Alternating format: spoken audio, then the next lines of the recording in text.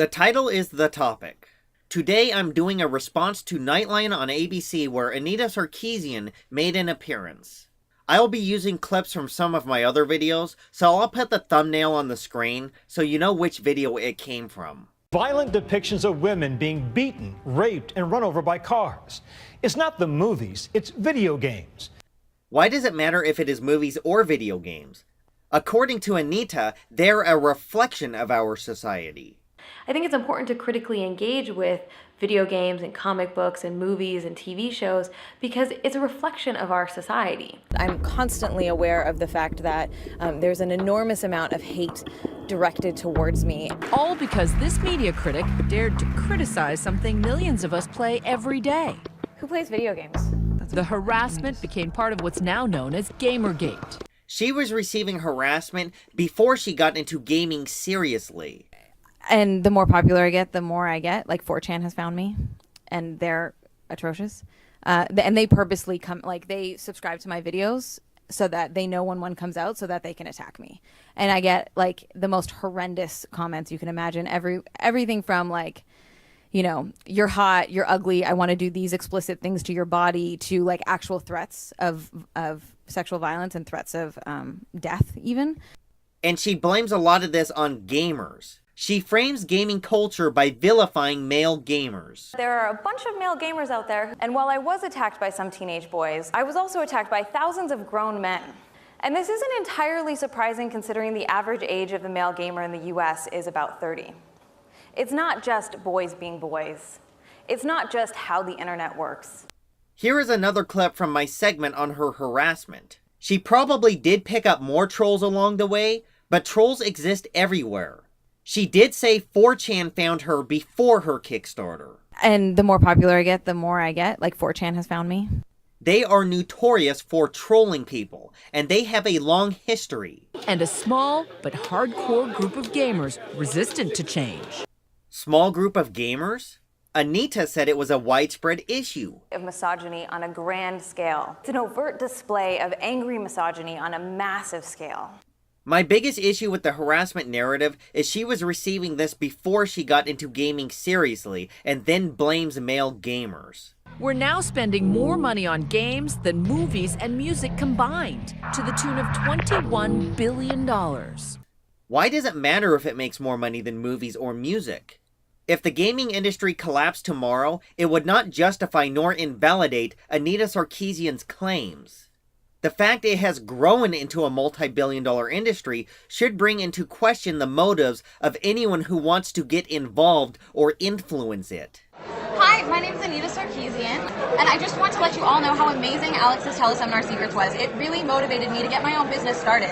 In my current day job, I saw how teleseminars could change the face of your business and make a lot of money, but I didn't really understand how it worked. And I'm only 23, and I've already started my own business promoting teleseminars for small businesses around me, and it's really made a huge impact on my life. Meaning she has training and a skill set to peddle or sell you something. I actually raised 25 times what I initially asked for. You talked about how video games are a rich industry with lots of money, but her background in teleseminars gives her an edge in marketing herself, her work, and her harassment. Studied extensively. And what might surprise you, there are now more adult women playing video games than there are teenage boys. What is it exactly that's so disturbing in some video games that's making women like Anita willing to face death threats? Just when you think you hit the worst example or the most misogynist example, you find another one.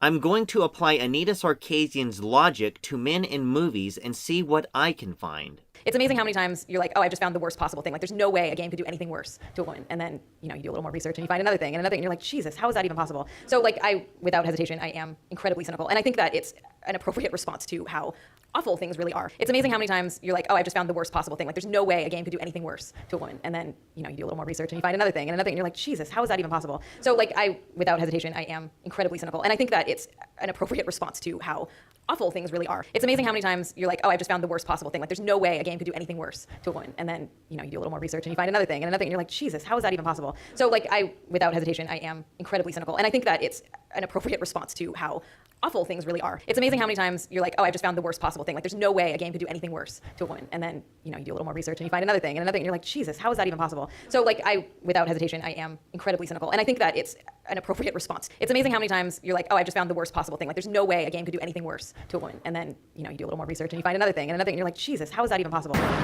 Escapism is big business. More than half of us are already playing games like this one, Grand Theft Auto 5. But critics say in these virtual worlds, things often take a turn toward the dark side.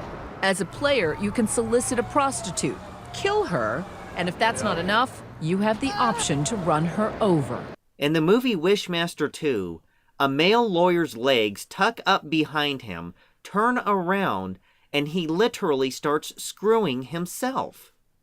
It appears the deeper I dig into movies, the more I can find. Most of these movies have several scenes where horrific things happen to men. I could make the argument that men are treated worse in all forms of media than women. Not based on my opinion, but based on facts. The sense of violence against women being used as almost background decoration, right? As texture to make an environment gritty, more real. Because it's a reflection of our society. Meaning we influence games. There are plenty of games that aren't violent or sexualized, but some of the best-selling games are especially egregious. On her website, Anita dissects these games. Developers regularly utilize the brutalization of women's bodies, and especially the bodies of female prostitutes. Her goal? To bring attention to what she calls the inherent misogyny in the gaming world. You just said there are lots of games that don't have those themes. There are plenty of games that aren't violent or sexualized. You just said more adult women are playing these games. And what might surprise you, there are now more adult women playing video games than there are teenage boys. And these mature themes exist in movies as well as games. If more adults are playing these games, why is it a surprise there are more adult themes? It is not developers or games themselves that are harassing Anita Sarkeesian, and as such, they do not deserve the criticism I see them receiving in your report. I'll teach you! In Watch Dogs, she points out how women are murdered to give the hero a reason to chase down a bad guy. And also video games, like I would love to play video games, but I don't want to go around shooting people and ripping off their heads, and it's just gross. So hence this is my response to that. However, several of the games she critiques have some of those themes. Assassin's Creed series, for instance, these missions require the player to steal prostituted women. Players are then invited to explore and exploit those situations during their playthrough. In some of the most pernicious examples, the opening sequence in Prototype, for instance, a similar technique is used to set the mood in The Darkness 2. During one mission in Far Cry 3, Let go of me! I beg of you!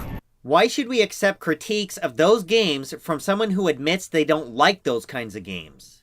it gets worse and worse. It reinforces this idea of women as sexual objects, right? It reinforces this idea of women as playthings for their amusement. She does not provide enough scientific evidence to prove the negative effects of games. She just gives enough to claim or imply they have negative effects. Studied extensively. Research has consistently found, studies have found, researchers have also found. Why such hate? Why such anger? I think a lot of it comes from this idea that gaming is a male-dominated space, right? And that games are for men, by men. It's a very misogynist backlash. We are not meant to be treated with respect. This is coming from a woman who, instead of treating male gamers with respect, chose to attack them instead. She frames gaming culture by vilifying male gamers. There are a bunch of male gamers out there, and while I was attacked by some teenage boys, I was also attacked by thousands of grown men. And this isn't entirely surprising considering the average age of the male gamer in the US is about 30. It's not just boys being boys. It's not just how the internet works. She started the attack on male gamers as it was not male gamers in general that harassed her. It was in large part people that were already harassing her. And the more popular I get, the more I get. Like 4chan has found me, and they're atrocious. It's less brutal than what Anita and Brianna experienced, but it does show the ease with which offensive behavior is tossed out at women. You just challenged the claim it is angry misogyny on a massive scale that is trying to stop women from invading gaming culture by saying it is less brutal. It's an overt display of angry misogyny on a massive scale. It's less brutal than what Anita and Brianna experienced. Picking one clip of a woman other than Anita or Brianna who is not harassed to the same degree does not explain to your audience how bad it is in reality.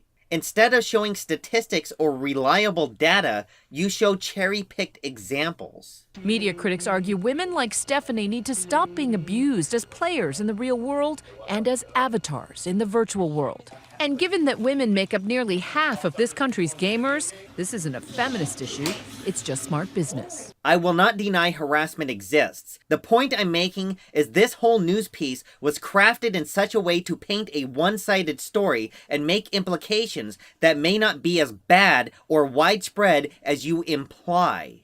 And you highlight the extreme examples to make the implication it is a widespread issue on a massive scale. So the question I pose to you would be, is it gaming culture that is the problem? Or is it people like Anita Sarkeesian and Brianna Wu that are the problem? Because there was no war on women narrative till they got involved. We've reached out for comment multiple times to Rockstar Games, Ubisoft, the companies behind these games, to ask about the way women are portrayed. But thus far, we've received no reply. I am seeing games like Grand Theft Auto being attacked in your own story, based on what Anita Sarkeesian is saying. There is plenty of room for everything, but there is a notion games like Grand Theft Auto should change. And she is using her influence to pressure developers to make these changes. She is also asking people to help her make these changes. In addition to what we need to do to help pressure companies to make those changes, one of the most efficient ways to pressure developers into doing what you want is to recruit more people to put that pressure on them. The fact you are now calling these companies to question them implies you have become a recruit for Anita Sarkeesian. We've reached out for comment multiple times to Rockstar Games, Ubisoft, the companies behind these games. in addition to what we need to do to help pressure companies to make those changes, She never proved the negative effects of these games. You at Nightline, however, are contributing to this pressure on a massive scale by helping Anita in her cause. She wants a gaming industry where every female portrayal is perfect in her eyes. and the vision that I have for what games can be, these are like micro pieces of that, right? It should not matter what her vision for gaming is, as she is not the moral authority on what is right or wrong for the industry, what is right or wrong with games, and it is not her time or money that is spent making these games. And the more national news coverage she gets, the more of a household name she becomes, and the more influence she has. We've reached out for comment multiple times to Rockstar Games, Ubisoft, the companies behind these games. If Nightline is already starting to question these developers who are innocent, at what point will it stop? Anita has had free reign ever since she has pushed this harassment narrative. Her harassment should not exclude her work from scrutiny. And yet there are some signs of change in the gaming community. It's just time to just realize things from a different perspective. It's time to see, how would someone else, how would a woman look at this? I don't have issues with male developers like that coming to a realization or making that decision of their own choice. Most recently, Double Dragon Neon in 2012 reintroduced new gamers to this regressive crap yet again. There is no need for Anita to attack developers and games the way she does, as she could merely recommend or suggest things. On top of that, she can already find games she likes. In one of my favorite games of all time, Beyond Good and Evil, If those games exist, the variety is already there. We don't need games in the industry to change. We don't have to attack games like Grand Theft Auto if other developers are already choosing to go in that direction.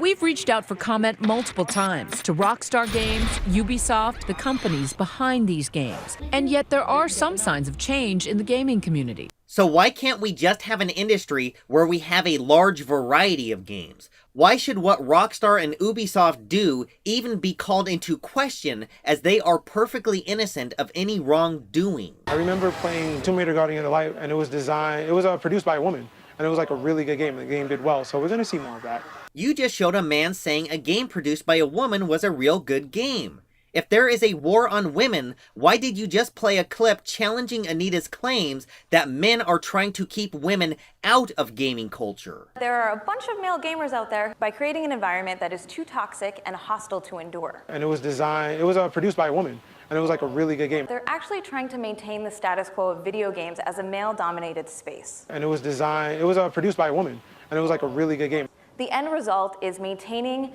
and reinforcing and normalizing a culture of sexism. And it was produced by a woman, and it was like a really good game. The fact you can find clips challenging the war on women narrative goes right back to what I said earlier. Is it gaming culture that is the problem, or is it Anita Sarkeesian? Because this was not a big issue till she arrived on the scene.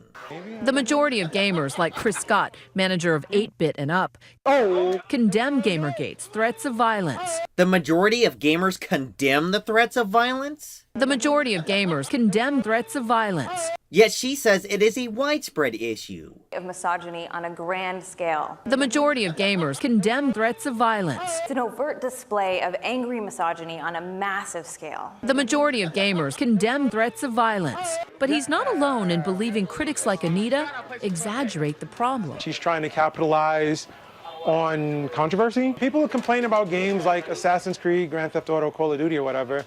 It's similar to complaining about hip-hop and rap music today. You can't judge gaming by what's selling. You have to really get into the medium to understand it before you start saying, well, this is what gaming is about.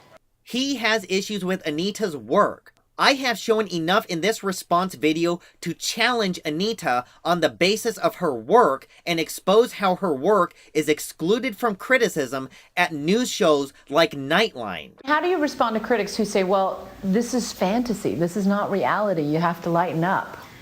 Yeah, that's a fun argument. Games have a huge impact on our society, so it's not just fantasy. It actually works to potentially reinforce some pretty harmful messages about women. Compounding the problem is the widespread belief that, despite all the evidence, exposure to media has no real-world impact. A widespread belief she had in 2011.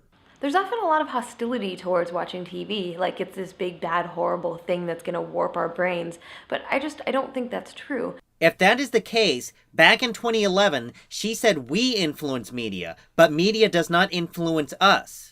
If Anita Sarkeesian's views have had a drastic change in the last few years as to the effects media have on people, and it is in large part founded on a lack of scientific evidence, why should we believe what she says is true? Games have a huge impact on our society, so it's not just fantasy. Like it's this big, bad, horrible thing that's going to warp our brains, but I don't think that's true. It actually works to potentially reinforce some pretty harmful messages about women. Like it's this big, bad, horrible thing that's going to warp our brains, but I don't think that's true. Does Anita Sarkeesian believe what she says? Or does she want you to believe what she says?